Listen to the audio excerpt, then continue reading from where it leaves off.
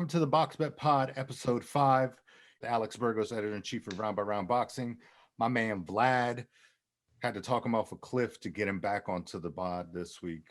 He's very upset about that Carl Frampton pick, as am I, because I made not a big bet, but we were both dead wrong. But anyways, how are you doing, Vlad? I'm doing well. That was that was a bad pick. We were just off base there. And the funny thing is, I don't know if I mentioned it to you or to one of my small group of friends, but when a fighter says, if I lose the fight, I'll retire. If they're even contemplating retirement, it's actually a red flag. In this case, what we didn't know, and we found out after, and you take the man at his word, he said he was going to retire actually no matter what. Win, lose, or draw. In victory or defeat, he was going to retire. That's a red flag. The one thing I will say is, I obviously, saw highlights of the fight. He started off really bad. He came on and he made it a slugfest for as much as he could. And ultimately, Jamel was the better man physically and obviously skill-wise was the better man. And we were just way, way, way, way off pace. But you know what? That's what happens when you have a 50-50 fight. And to me, it's actually even less odds than flipping a coin. Flipping a coin is truly 50-50. You just don't know how these guys feel the day of the fight. We just don't know how the camp was. We just don't know all these external factors. But in this case, we were just way off pace. I thought it was funny. I'll say real quick that Andre Ward mentioned because the group was talking, the commentators, and he said something to the effect of Carl Frampton's been his size all of his career.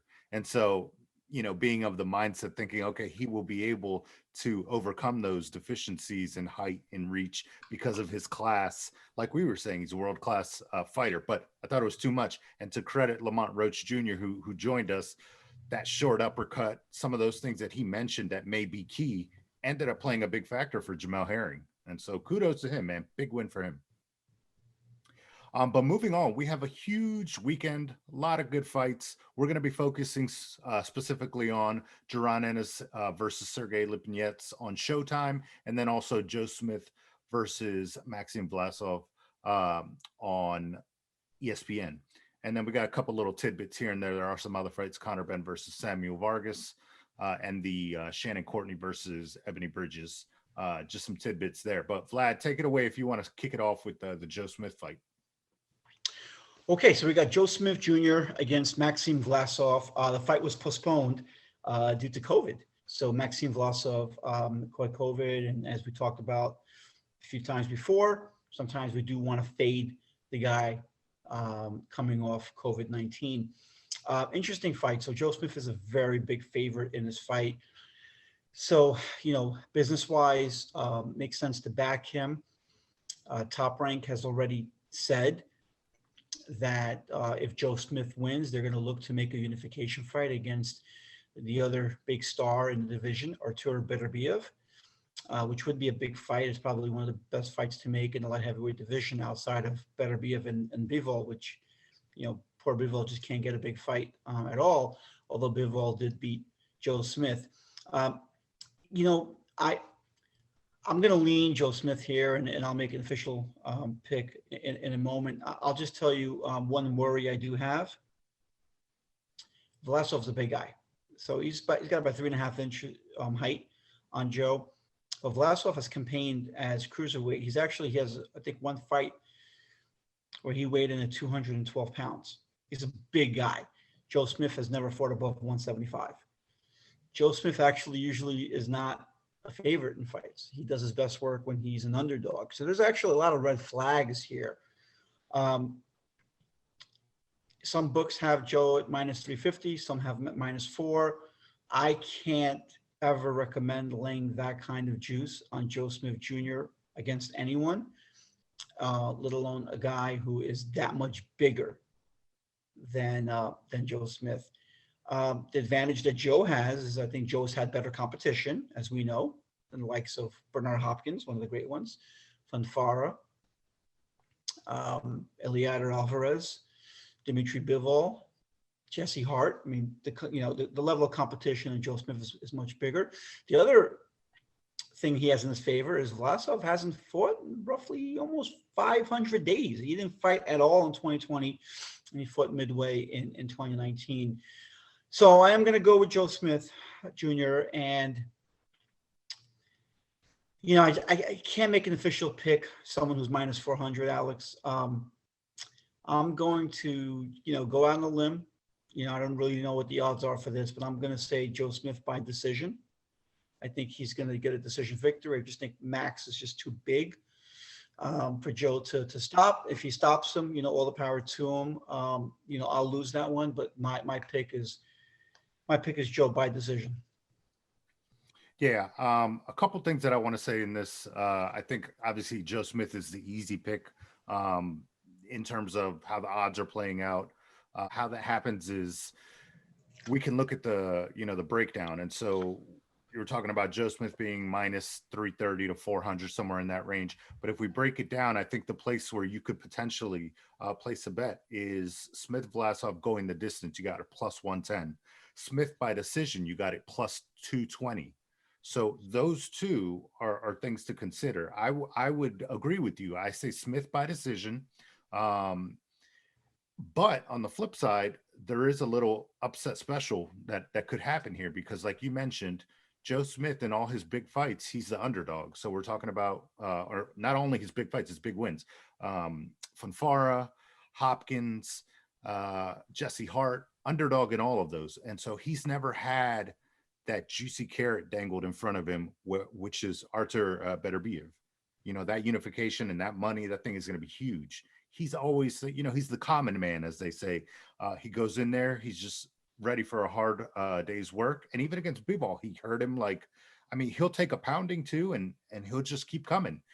Now, when you put something in front of him that's such a lucrative, potentially huge fight for him, that's hard, man. I don't know if he's got the focus, and not to knock him, but it's just a different scenario for him. And so, like you're saying, he's facing off against a bigger guy, a guy that the odds makers are saying should not win. It could spell a little bit of disaster.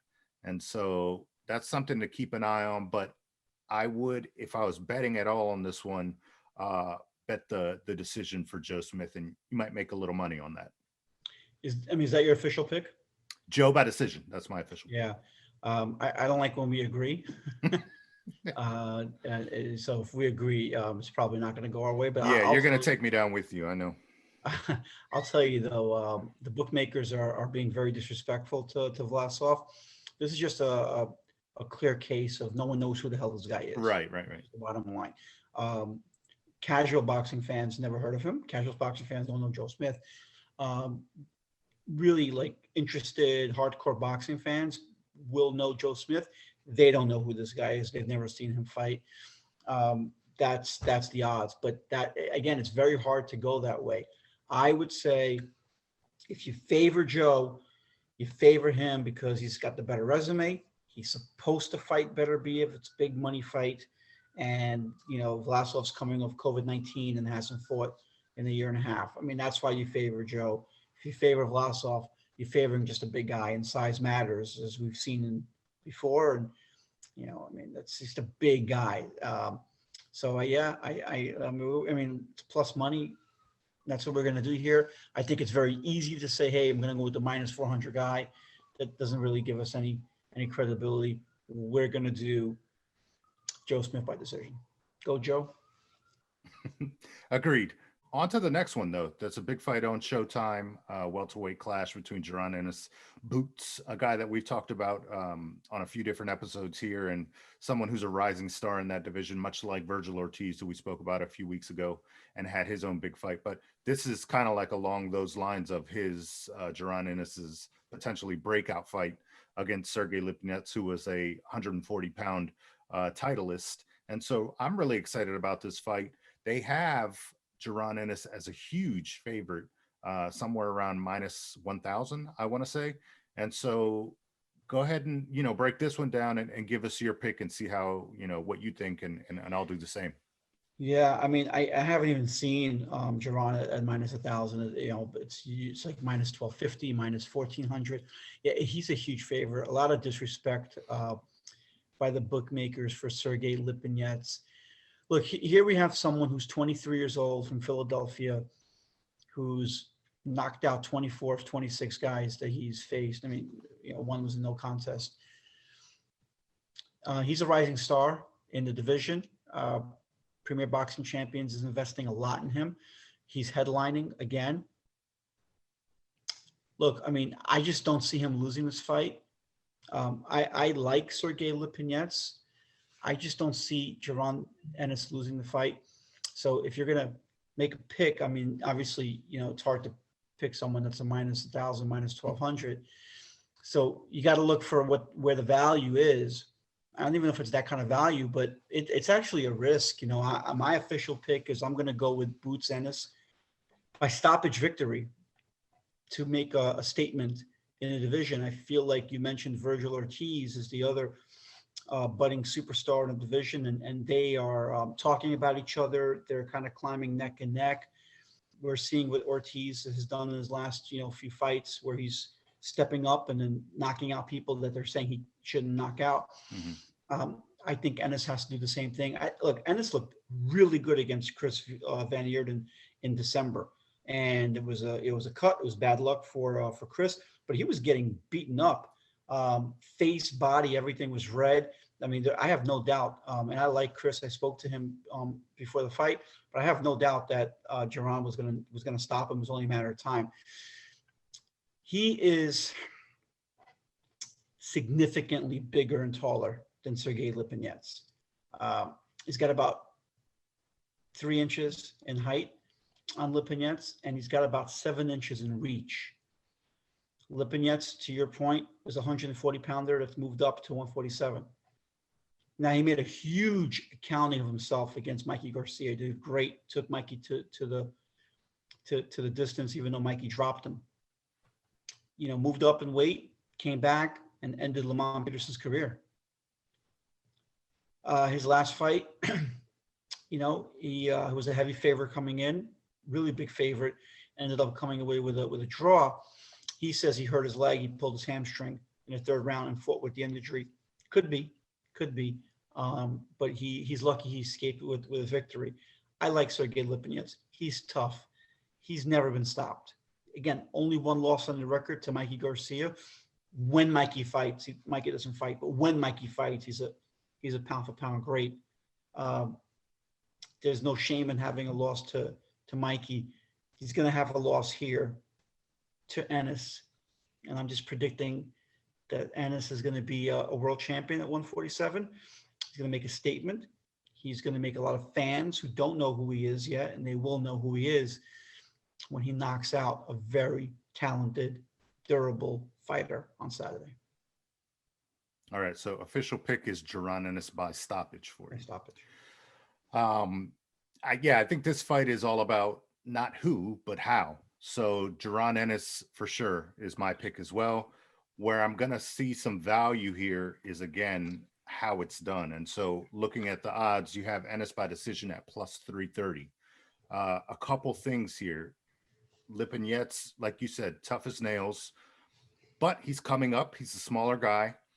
We know Mikey Garcia is not a big guy. So the fact that he couldn't stop him doesn't really add to my, I guess, storyline or credibility here for this pick, because Jaron Ennis, and to his point that he made during fight week this week, he said he doesn't even have his man strength yet, which I got a kick out of. I'm like, be careful, welterweights. If Jaron Ennis says he's not feeling his strongest even yet, or has not landed his most powerful blow yet, watch out. That's scary, because we've already seen him be precise, have power, and break guys down. It's just a matter of, will he be able to do that against Lipinets, as this is obviously his biggest step up in competition for Jaron Ennis. I'm guessing that he'll be able to extend it, Lipinets, to the full 12 rounds. But if it's really that breakout performance for Boots, then, you know, you expect a stoppage. And so I don't know if you know what those odds are, Ennis by stoppage. I think it could be like a minus 200 Ennis by Okay. side.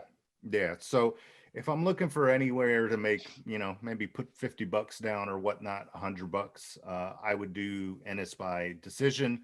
And so that'll be my pick. Again, we want to go out on the limb a little bit and try to make a little bit of coin here. Because obviously I think it's the easy pick. Like you said, the odds are just so blown out of proportion here.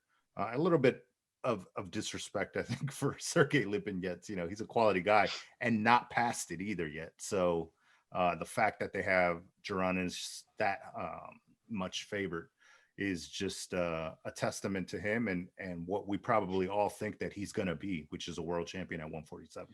I'll tell you where I think you can win here. I think you made a sound pick here because Jaron Ennis is a very smart fighter. It doesn't matter to me that he's 23. I don't buy into the man strength thing. I think that's just fight week talk, bravado, because I mean, when he gets his man strength, he might be at 154 by then, right? I mean, I don't buy into that. He's knocking guys out right now. I think because he's a smart fighter, if he's beating on Lipinets and he's beating him to the punch and he's got him, he may just coast. If he wins the first 6-7 rounds and Lipinets is not really hurt, because the one thing about these fighters, and they'll tell you this, is that when they hit a guy, they know if they hurt the guy or not. They could tell by the way they breathe. And I've had fighters tell me that certain body shots they land, they know that they took their opponent's soul. Mm-hmm. So Ennis is a really smart fighter. He is so gifted upstairs and physically. He may just say, you know what, I got this in the bag. I'm gonna, no reason to take a risk. So that's your path to victory.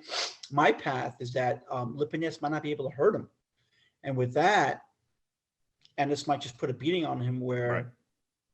The ref or the corner says, listen, I'll give you one more round. It'll be much of the same, and they may just stop it to let Sergey fight another day. So we'll see. It'll be interesting. I'm glad in that sense we're on opposite sides like we've been in the past. So one of us will win, one of us will lose, or maybe neither of us if it's an upset.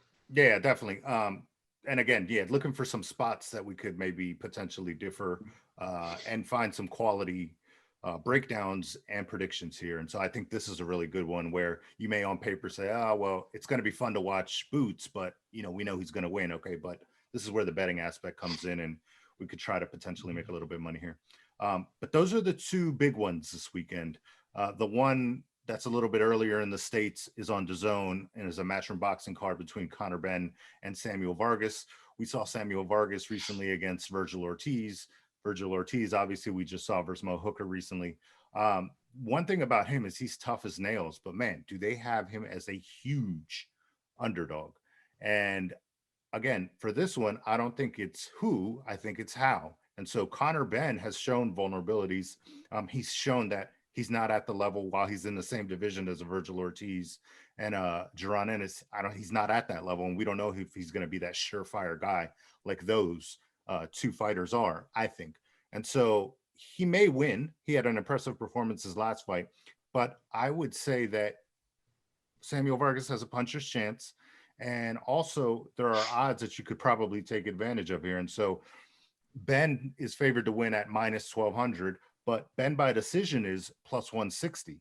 So again, I would bet, again, if you want to put $50, whatever it is, plus 160 for decision for Conor Benn, who probably needs to see how he can control the fight, how Samuel Vargas takes his shots. And if it's one of those nights where it's like, okay, let me make sure that I get this victory and, now progress to the next step, because he's definitely talked a lot about, I need my progression. I didn't have a big amateur career. Like I'm learning on the job basically.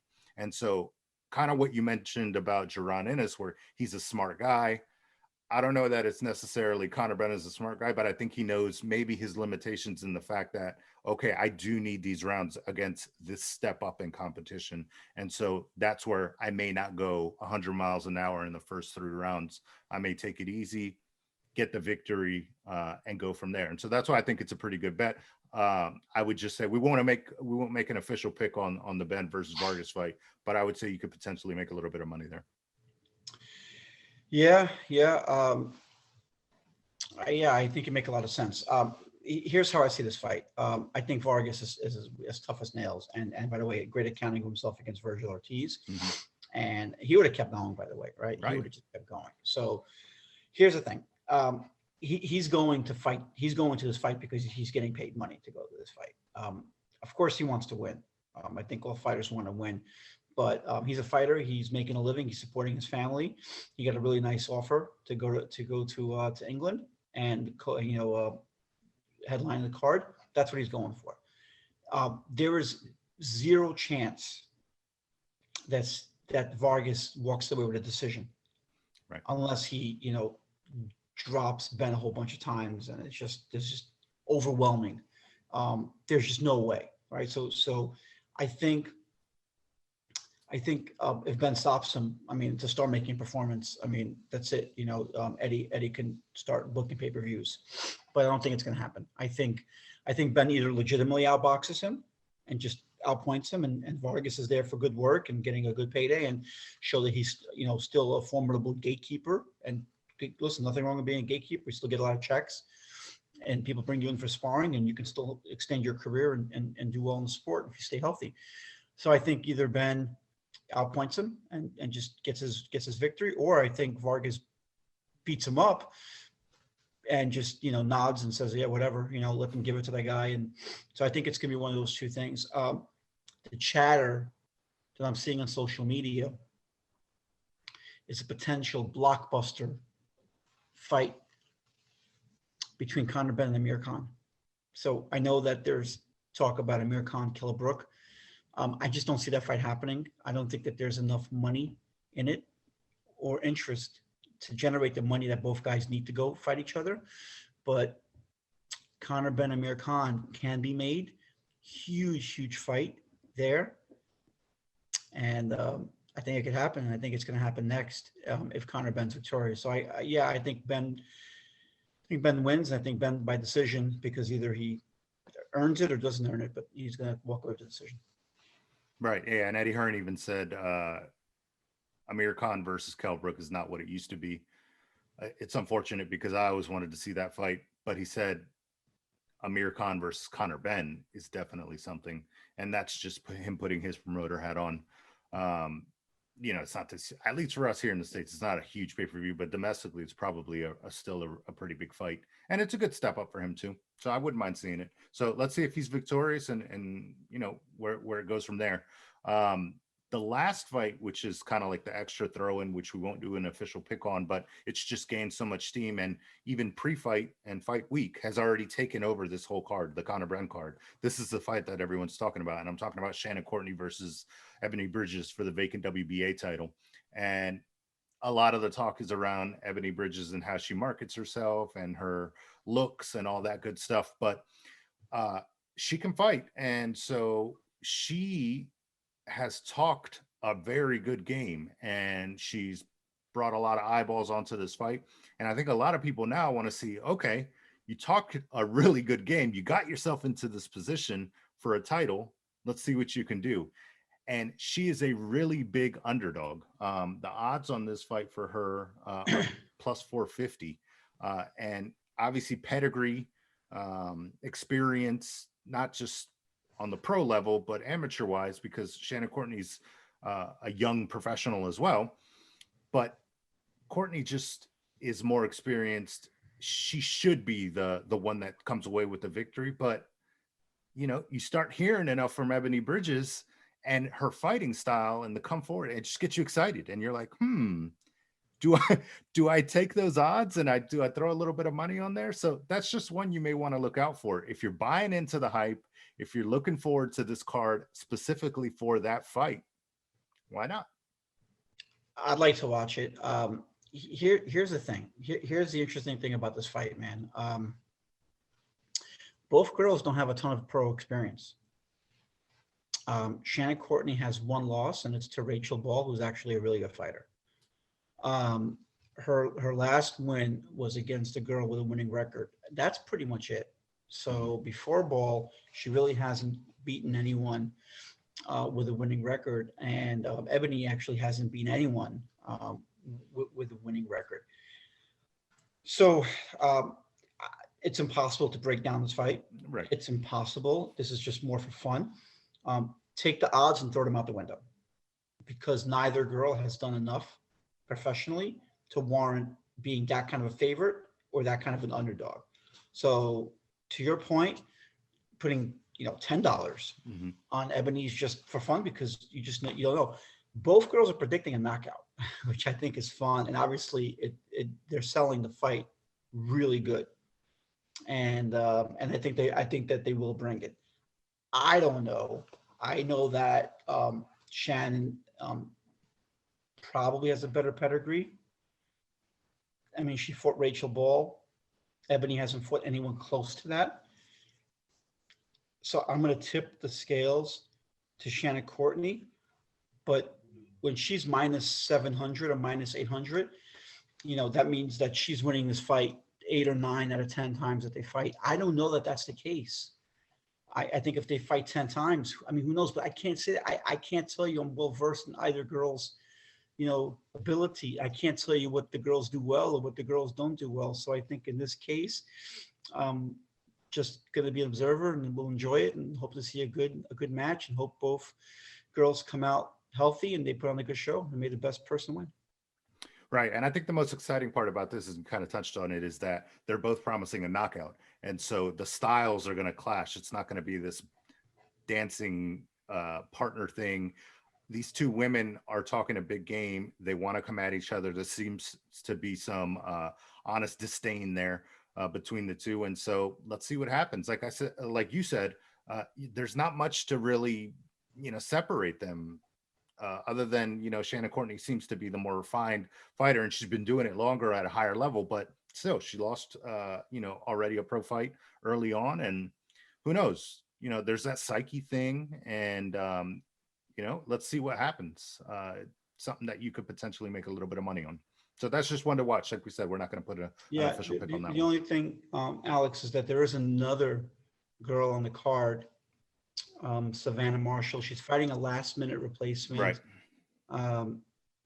She's a good fighter, and her name has been linked with Claressa Shields for a while. They talk at each other for a long time. There's no love lost there. I don't know if that fight can get made again. Both girls want to get paid to fight each other, and there just may not be enough interest publicly to demand a promoter paying them what they want for it.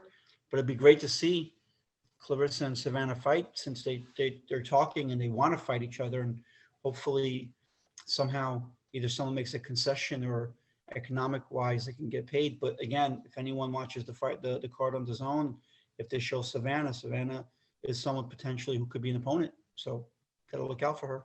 Right. And I think she'll mention Claressa Shields after the fact, because Claressa, after her last victory, had a lot to say about Eddie Hearn, Savannah Marshall, women's boxing. I mean, she said she had the platform because it was her pay-per-view, but they'll give Savannah Marshall the mic. Matchroom lets their fighters talk after, which I love. So there'll be some post-interview opportunities if she is victorious, which she should be, because like you said, she's fighting a last-minute replacement. So yeah, that's something to watch out. Look at her style, how you compare it to Claressa Shields, and hopefully we get that fight down the road. And if anyone can make it happen, Eddie Hearn can. The only thing I'm wondering is why Eddie Hearn didn't call you to go to England. Yeah.